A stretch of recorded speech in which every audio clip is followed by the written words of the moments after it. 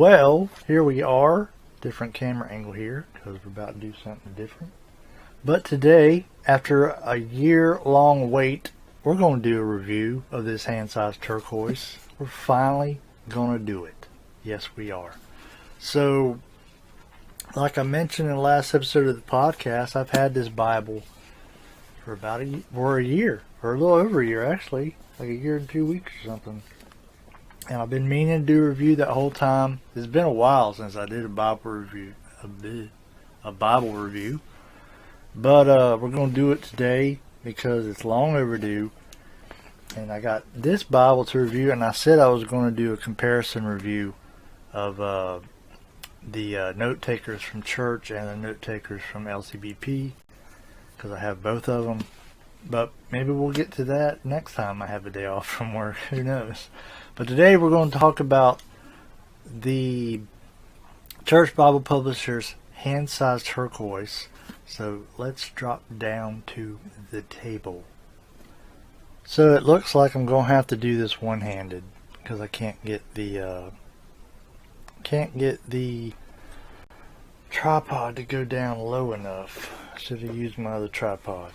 But anyway, so what we have here is the Church Bible Publishers hand-sized turquoise.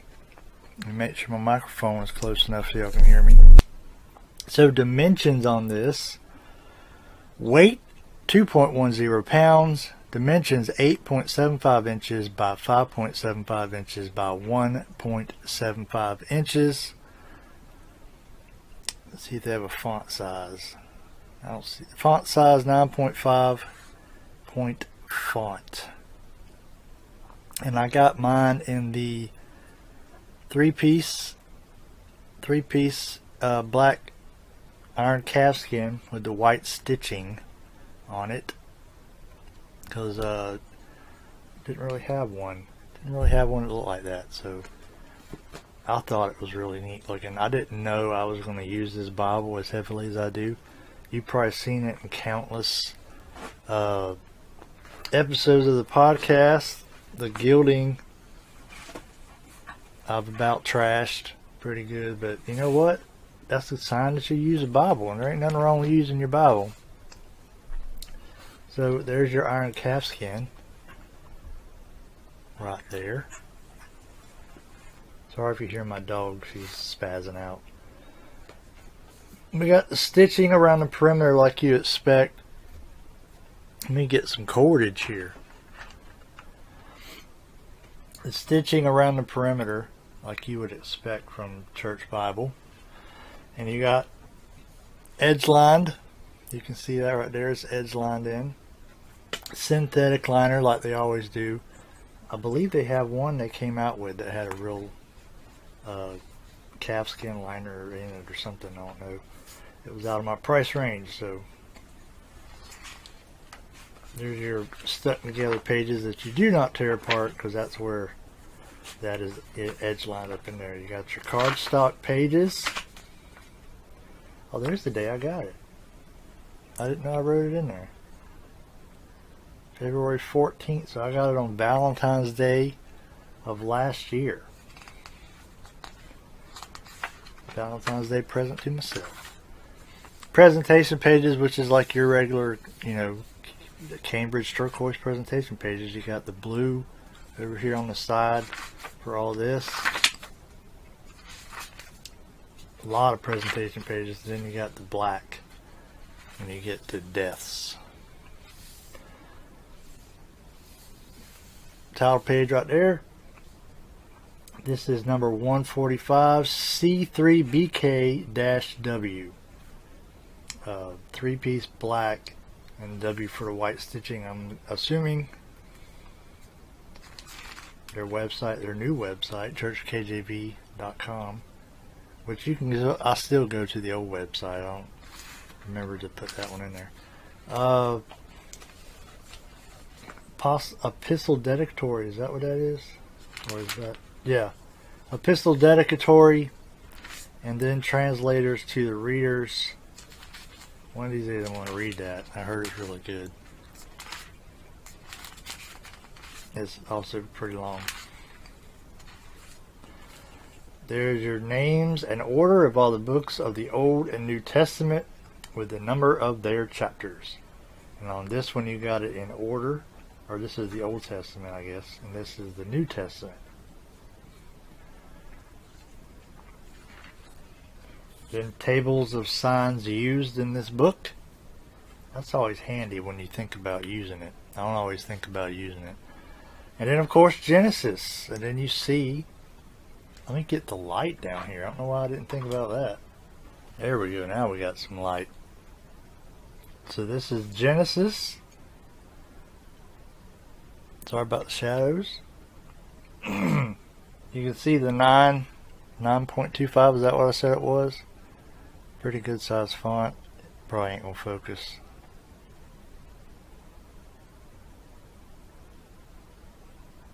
Focus. There it is. So you can see this is one of the most readable Bibles I have. Of course, everything I get really from Church Bible Publishers is pretty readable. This is not a red letter. Let's go there. We got also, let me point out, 2 black ribbons. They ain't nothing special, but I'm not a ribbon snob, so it's fine with me. Let's go to Matthew and see the self-pronouncing. I'm sure you're interested in that.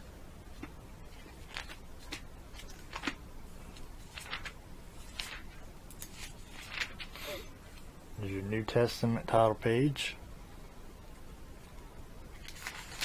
And there's all your self-pronouncing.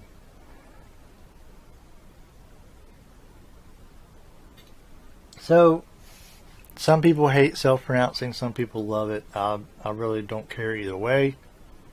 I mean, I guess I'd kind of lean more toward I'd rather it not be there.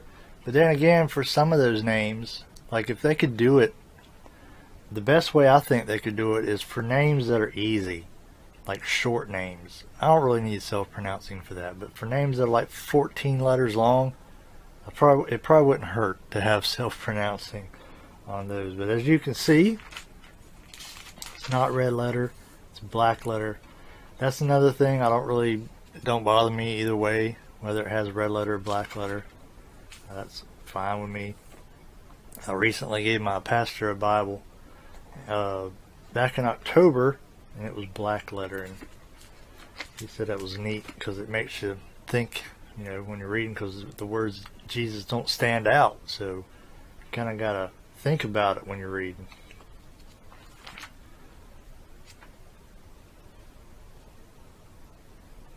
You can see the references. My camera is going bonkers. And I didn't turn my phone down. Just focus, camera. That's all you got to do.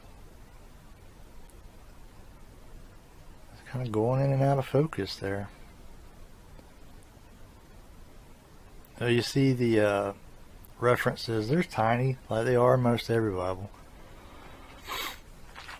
We'll go flip on to the back. There's what highlighter looks in it. How highlighter looks in it, if you're curious. And I only use Z-Bright highlighters. Let me try that again. I only use Z-Bright highlighters. Let me show you this one. This is the kind I use.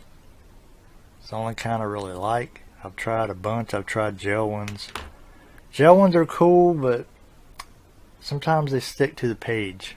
Like when I open it, and I don't like that. And then I use, of course, only Pigma microns. And I use the 0.1, the 01s. I don't like the 005s that everybody else seems to like. They're too thin for me. I like a underline that stands out like that. So let's see what we got in the back here.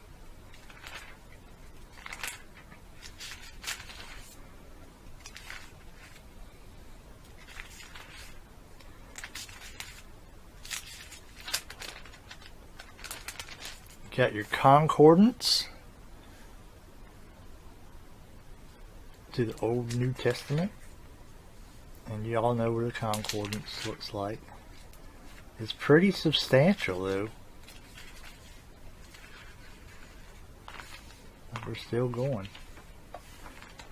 So it's marked. It starts on let's go back, try that again. So the concordance starts on page 1. It actually renumbers, or it starts on 3 there. And then it goes all the way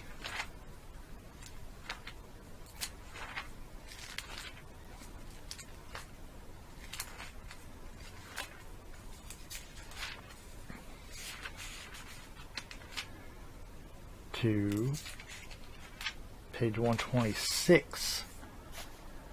So that is 123 pages of concordance, if I did my math correctly, and y'all know I ain't good at math. And then you get blank page there, and more blank pages for your notes. Lots and lots of pages for your notes, and I'm sure some of y'all fill these up. I never even think about them being there.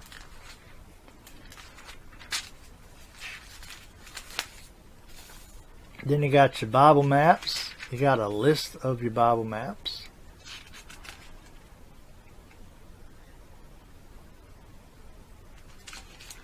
Then you got a map index.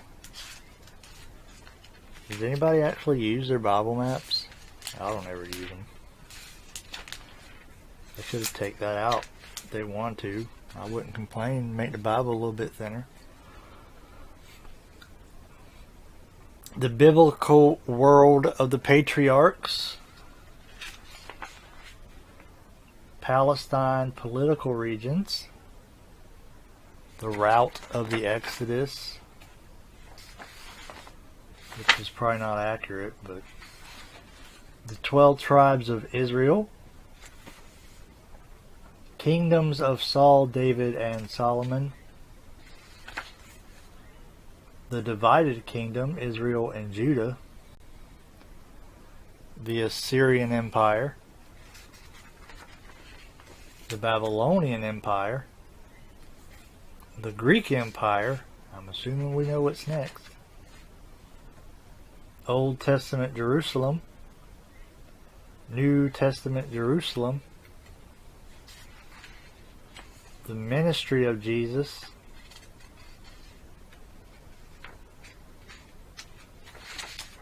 The missionary journeys of Paul. The spread of Christianity. And finally, modern Israel. And then your cardstock pages. You can always write in if you want to. And you can see some of the abuse I put this thing through. It's beat up a little bit. And I don't understand, because I ain't took it out of the house all that much. I ain't took it to church all that often. When I first got it, maybe. But I tend to bring Bibles to church that have like wide margins and stuff like that in it, because I like writing things down. If my pastor says something profound or points out something I didn't know, I like to write it down in the margin. But this is a good Bible, obviously, because it's hand size, and I love, as much as I love big old wide margin Bibles, you know, I find myself using them bigger Bibles more and more lately. But I used to never take a Bible to church that wasn't something like this size, you know, something like the same size as like a Schofield or something. But of course, this thing is Smithsonian. It lays flatter than a pancake, even in Genesis. Of course, you know, I've had it a year, so it's been worked in. You can see there in Genesis, laying flatter than a pancake. So that is the review of the Church Bible Publishers hand-size turquoise with a beautiful iron cast can. The stitching is perfect here. You'll see that not every company you can get a stitched cover from has. In fact, I'll just go ahead and show you. Actually, no, I won't, because I forgot that Bible in my truck. But I got a Bible in the truck from another place that we'll mention later. But the stitching, it has the stitching here too, and it's not it's not uniform. Some of it's kind of in and out. It's kind of squiggly. But this is a fantastic looking Bible. You can see the grain. They do a good job with their iron calfskin. They don't iron all the grain out. They let you have some grain still in there. And then you got your raised hubs, which are always awesome. And it's just, a lot of people like the cowhide, whatever they call it, top grain cowhide. A lot of people like that, and it's good. I have a couple that are top grain cowhide. They're durable, but man, they are not. Maybe if you probably can work them in and get them that way, but these right out of the box, so soft, so flexible in your hand. They just feel good in your hand. No knock against the cowhide. I'm a fan of the calf skin, or if I can get it, the lamb skin. So anyway, I'll stop rambling. That's my review of the hand size Turquoise. Well, alright guys, I appreciate y'all finally, y'all's patience, y'all's long suffering has been admirable, because I've been talking about reviewing that Bible for like a year, and I just finally got around to it. I need to do a review, not just on the ones I told you about, the note takers, but I also need to do a review of my Ruckman reference Bible I got as well, because obviously there ain't, in my opinion, no offense if you got a review of the Ruckman out there, and Michael Hosey, I've not seen yours yet, so it's probably gonna be pretty good. But most of the reviews, when I went to look for reviews on the Ruckman reference, there's hardly any there. There's like maybe 2 or 3, and they weren't really that good. So no offense to those people, but so I want to do a review on the Ruckman reference Bible just so there'll be something out there for people to find. And then when Michael gets his done, he'll have his up there, so there'll be more options for people looking for reviews on the Ruckman reference Bible, because it's a fantastic Bible, man. It really is. So that's all I got for today on this review. I appreciate y'all sticking with me as I finally found time to get around to it. But until next time, take up your cross. Carry on.